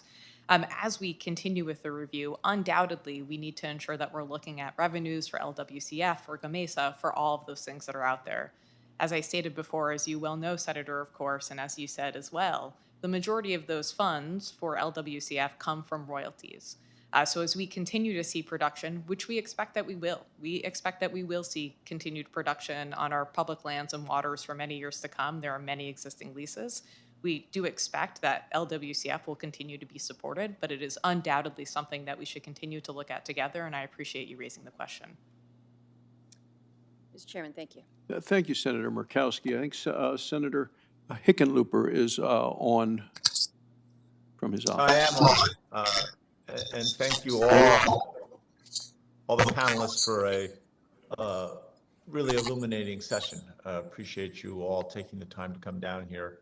Especially as a former governor, I appreciate Governor Edwards, you're taking the time out. I know how busy you are, and appreciate your comments very much. You've committed your state to achieving net zero carbon by 2050. And as you said in your testimony, this is going to require significant investment in renewables and electric vehicles, other innovative options. But we're also we need to address emissions in other industries that are, well, harder to innovate. I think we need to look at both sides of the ledger. I mean, reducing emissions in the first place, as well as the negative emissions technology like carbon capture or direct air capture. I wanted to hear your perspective on this and what your state's doing on carbon capture, and how can Congress do a better job of supporting those efforts? Thank you so much, Senator Hickenlooper. First of all, you all have already done a lot with the 45Q tax credit around carbon capture and sequestration, and I think you may have some more legislation you're considering that would actually make that more attractive for entities to invest in. Louisiana has tremendous potential for carbon capture, and the reason is we're the only state in the nation where the largest portion of our CO2 emissions don't come from power generation. They come from refining and chemical manufacturing. And it's easier to capture in that environment. We also have the pipeline density to transport the carbon once it's captured, and the geologic formations underground to store it for hundreds or thousands of years. And we are already seeing investment come into Louisiana around carbon capture and sequestration.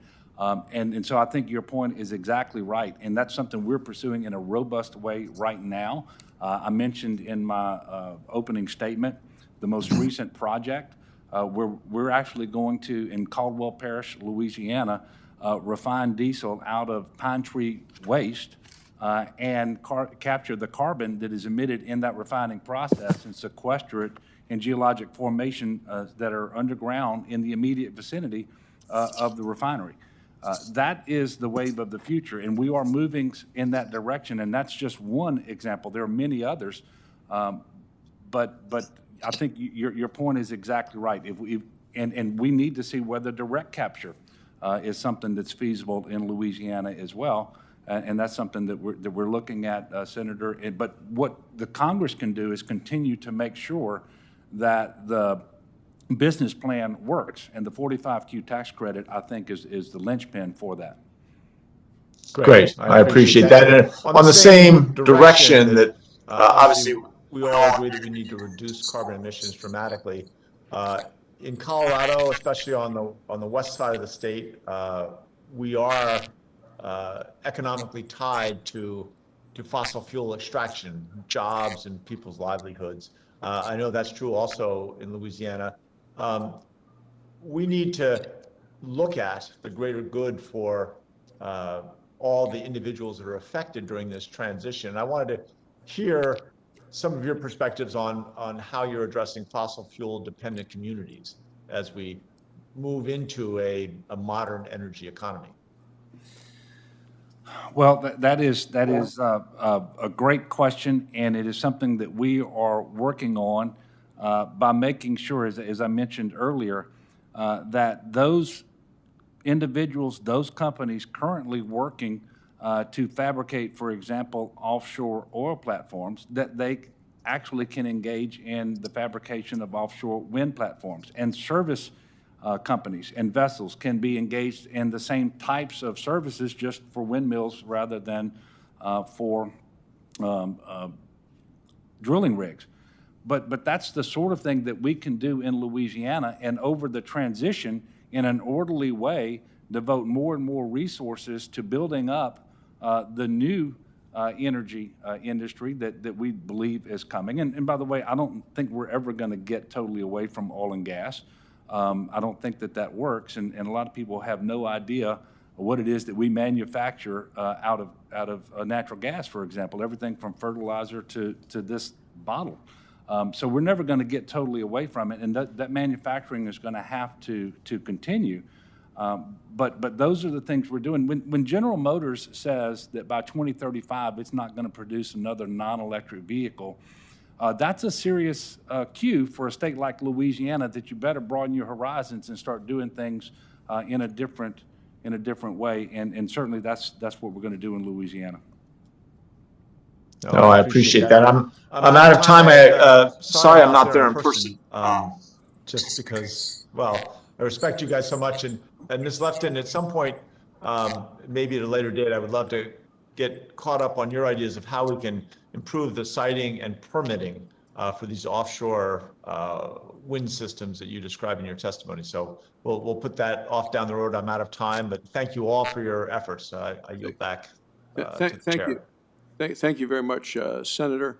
A number of members have requested a second round of questions. I'm going to start just with one from Ms. Lefton. During her confirmation hearing, now Secretary Haaland committed to being transparent and engaging with all stakeholders. The department hasn't contacted me at all or my staff to discuss the leasing program. The department has not responded to a letter that I sent on March 22nd, and it's now May 13th, and I requested answers at the time on the federal leasing moratorium. Even the Bureau of Land Management's website that publicly tracks the applications for permits to drill has been offline now for 3 weeks. So what does the Bureau need to take in terms of the next steps to reinstate the federal oil and gas leasing program? Well, Senator, very much appreciate the question and your input, of course.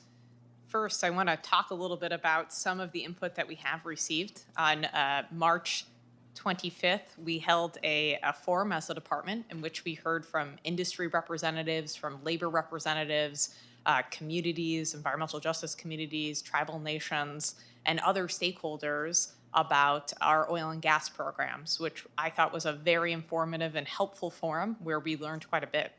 Additionally, we provided the opportunity for the public at large to provide written feedback, and we received actually over 100,000 comments during that time period. In addition to that, we've consulted with governors, we've talked to members of Congress, we've had many conversations with stakeholders, and with respect to your letter, Senator, and your input, I'm certain, of course, that we've taken into consideration, and I'm sure that we'll follow up with you. And as we continue to move towards this review and come out with an interim report in the early summertime, we will, of course, summarize the feedback that we've heard from our partners and our stakeholders alike. Well, as you talk about summarizing the feedback, really in the interest of transparency and accountability, is the department going to make the comments submitted by that for that March 25th virtual forum? You're going to make those all public? Yes. So not just a summary, but you're actually going to make the comments public. Correct. Thank you. I think, let's see, Senator Cassidy. Thank you, Mr. Chairman. Several things. First, it's been brought to my attention that per federal law, any revenue derived from GOMESA that distributes to the 4 states in the Gulf has to be used for hurricane protection or to mitigate damages caused by oil and gas development. So Senator Manchin's opening questions to my governor suggested that perhaps some of the other states had not done so. The only thing we've done additionally in Louisiana, we've codified it in our state constitution. But this money in all those 4 states is being used for that environmental purpose. I also want to point that out. Secondly, we speak of, well, Mr. Menarvik, let me ask you.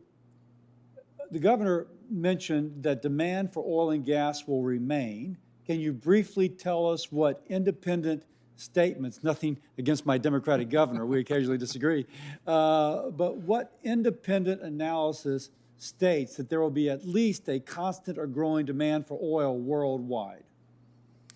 Yeah, I can speak to that. First of all, I'd like to say we've been in business 22 years, and when we started, 75 million barrels of oil was being used in this world every day.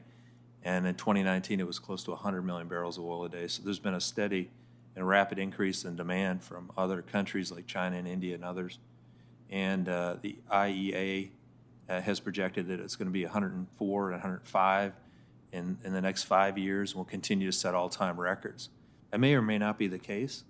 I think it is, but we may be wrong. Maybe it will go down. There's a lot of projections out there. But I will tell you that the best place we can get oil is from the U.S. Gulf of Mexico. And because of the economic security, because it puts people to work, because we generate our own royalties and fund all these wonderful programs, and most importantly, I think because it has lower greenhouse gases. We regulate our own oil. You know, if I get a second, I'd like to reference a letter that was sent 3 years ago when oil prices were about the same. 4 Democratic senators sent a letter to President Trump and asked him to pressure OPEC to increase production because it was having impact on the domestic economic conditions. They summarized by saying the current run-up in world oil prices is effectively a tax on every American family's discretionary budget, except that the money goes to OPEC cartel rather than to the U.S. Treasury. Adding to the constituents' pocketbook concerns is their understanding that our nation's continued dependence on oil is at the heart of many of our nation's greatest economic, environmental, and national security challenges. That is exactly right. That is without question. And that's why we need to drill more wells in the Gulf of Mexico. Let me also point out that it's not just oil and gas is used for transportation, for propulsion. Everything I'm touching right now is a synthetic made from a oil or gas product. The plastic, the synthetics, the carpet that we're sitting upon. If somebody is a member of PETA and they don't want to wear leather, they are wearing something which is derived from oil and gas. And so it is an essential nature. Now, Governor, you mentioned GM's saying that they're only going to use batteries by some date in the future. Mr. Chairman, I'd like to submit for the record both International Energy Agency report on the role of critical minerals in clean energy transition, and I'd also like to have an editorial from today's Wall Street Journal written by Mark Mills, who came here Without objection. And in this, it points out that you're going to mine the critical minerals to make these batteries, and that the intensity of environmental despoliation involved with critical minerals and the threat to our national security is quite large. Because one, the United States has almost no footprint where these are produced. They are being produced in nations with poor governance per independent evaluations, which uses a lot of natural resources to produce in an environmentally, shall we say, destructive way, as opposed to oil and gas, which has a very small footprint and in which it is typically governed, at least in the Gulf of Mexico, by environmental standards which are quite strong. We're just replacing one set of mining procedures with another set of mining procedures, one set of environmental concerns with another much larger set of environmental concerns, and secure national security for insecure national security because we're dependent upon other nations. That is from IEA, implied, stated, but in bureaucratese, but it's clearly spelled out in this editorial, which is why I raise it. See if there's one more thing I want to raise. With that, Mr. President, I yield back. Mr. Chairman. Senator King, and I apologize for skipping you there for a minute ago. Not at all. Always a pleasure to listen to Senator Cassidy on any topic. Ms. Lifton, is BOEM considering creating something like the 5-year planning process that you have for offshore oil and gas for offshore wind so that we can have a more predictable permitting and development process? Well, thank you, Senator. As I mentioned earlier, Executive Order 14008 directed that the Department of Interior look at our processes for siting renewable energy. And of course, for us, that biggest renewable energy, that resource is offshore wind. So BOEM has been looking internally at our procedures as well as coordinating with other federal agencies, really with an effort of creating greater certainty for the industry, for tribal governments, for other ocean users like the commercial fishing industry, so that as we have a path, we can ensure that we have a transparent process that has robust engagement from those many partners. As part of that, it is certainly a goal of mine that we have a more certain leasing process in which we can demonstrate what our future lease sales will be in various different wind energy areas. Thank you. Thank you, Mr. Chairman. Thank you, Senator King. Senator Hyde-Smith. Thank you, Senator Barrasso. Congress enacted the Outer Continental Shelves Land Act primarily to facilitate the federal government's leasing of its offshore minerals resources and energy resources. In this law, Congress stated expressly that offshore resources should be made available for expeditious and offshore resources and development, orderly development. Ms. Lefton, what assurances will you give us that BOEM will not impose burdensome stipulations that make new leases economically unacceptable and therefore effectively unavailable for development, contrary to clear congressional intent?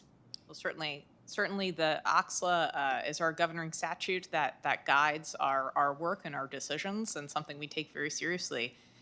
As I said in my opening, our mission really is to develop the outer continental shelf resources in an environmentally and economically sustainable way. So when we approach our work, whether it's marine minerals, conventional oil and gas, renewable energy, no matter what the resource, we certainly ensure that that's guided by science, and that's also guided by a balance of our responsibilities under OXLA, and we will absolutely commit to continuing to do that. Thank you. The Department of Interior must go through multiple environmental analysis before a lease can even be awarded. Offshore oil and gas facilities maintain one of the smallest environmental footprints compared to onshore facilities and other industries, including transportation. Because the United States has strict regulations and the advancements in technology through industry continue to reduce the environmental footprint from offshore production, why should we stop progress on being energy independent and once again rely on foreign production that is both unsafe and less environmentally conscious? And I'll start with you, and I will ask all to respond.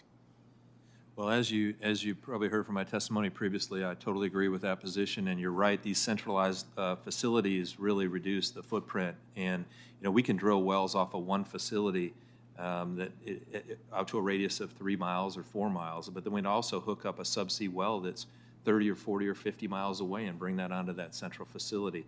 It's that small footprint that allows us to really manage our greenhouse gases. Captain Holmes? So that's a great point about the consolidation of the different facilities. For the numbers that are out there over the years, they've definitely shrunk. About 100, 150 each year are being decommissioned offshore. Back in the day, there were about 5,500 facilities, and right now there are less than 1,800 that are active offshore. And so just this decreasing of the footprint of what you actually physically see on the surface is one of the ways. Also, with technology over the years, it's really allowed us to minimize the amount of emissions that are occurring, and then we continue to look at ways of how we can do that safely as well.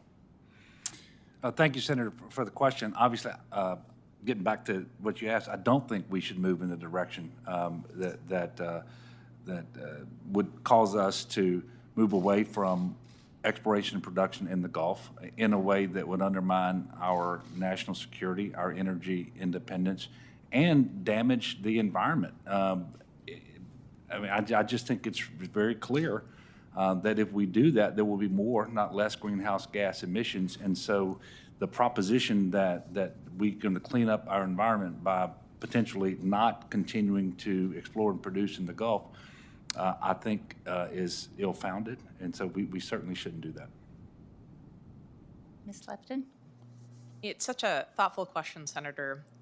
As I think about my response, maybe sort of starting globally, we know that climate change is a crisis that's before us now. And we know that in order for us to combat climate change, in order to reduce risks to states like Louisiana and many others that we've talked about today, we know we need to transition away from oil and gas.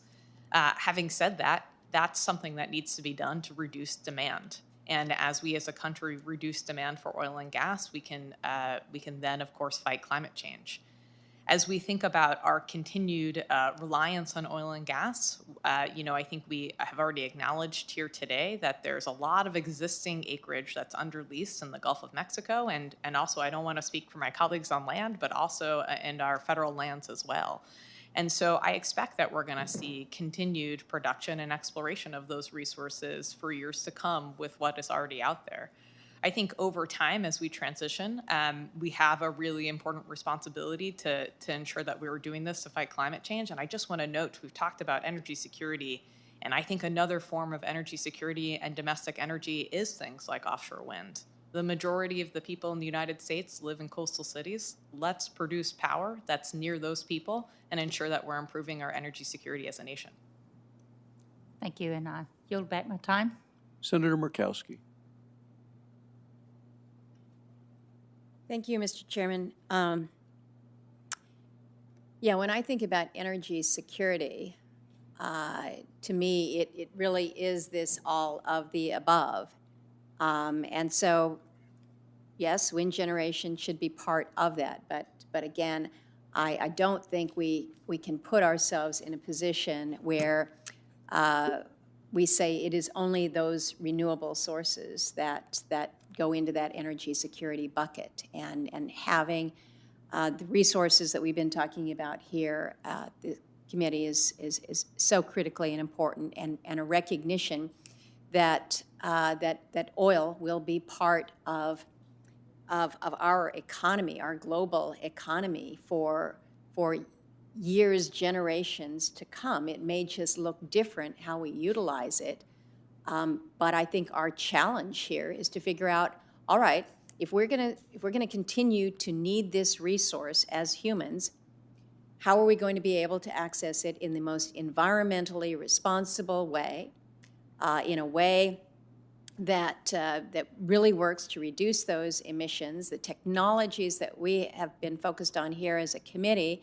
I think are kind of exciting, but I don't think that we should put ourselves in this position that in order to get to a low carbon and no carbon future, that oil is no longer part of our reality. I want to ask one question to you, Ms. Lefton, and this relates to the 30 by 30 proposal.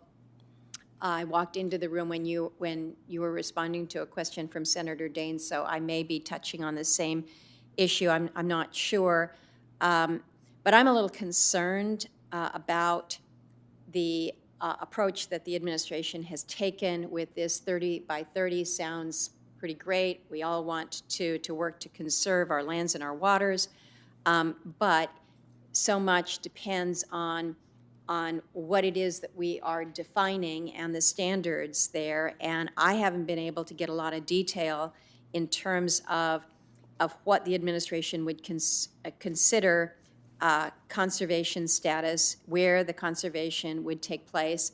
In my state, we've got more federal lands than any other state in the country. Much of it is in a protected or a conserved status of some sort. And when we passed ANILCA back in 1980, one of the most comprehensive conservation laws ever, it put over 100 million acres, nearly 25% of Alaska's entire landmass, into newer expanded conservation units.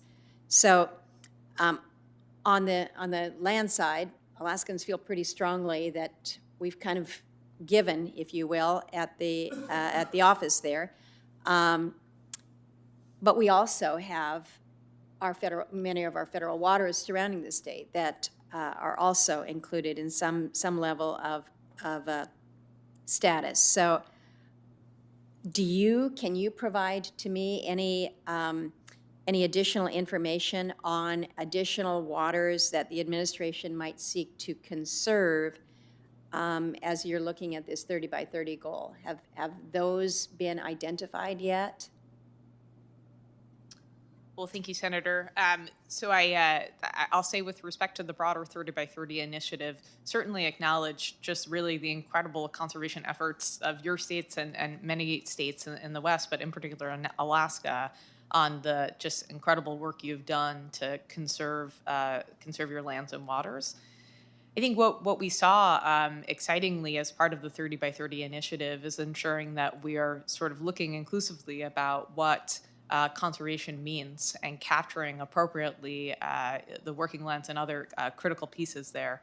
With respect to federal waters, I expect that as we continue to look at what the future of our programs look like, there will be a process for identifying those. At this time, there are certainly from BOEM's perspective, we have not advance additional protections or conservations of federal waters, but I'd be glad to look into it with more detail and circle back to you, Senator. I think it would be helpful to try to understand how the administration is defining conservation.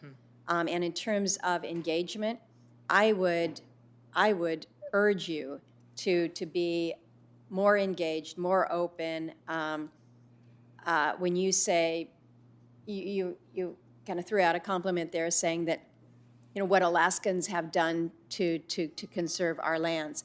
In fairness, much of what we have in protected status is not because Alaskans chose it, it's because the federal government did it without consultation. Without consultation with the native peoples on whose lands who have now been denied access.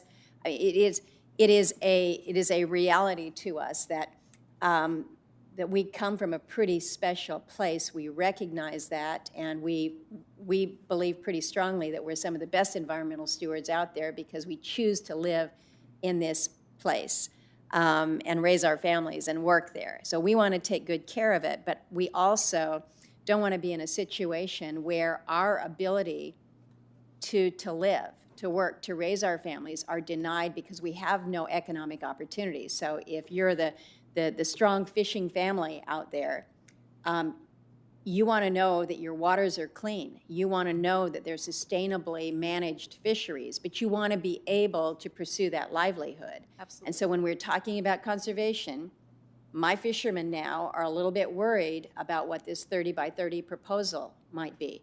There's some of the hardest core conservationists that you will have out there, but they want the ability to still be able to access our resources. And so, not coming from the Gulf, but knowing that you've got a lot of water down there, a little bit warmer than our water.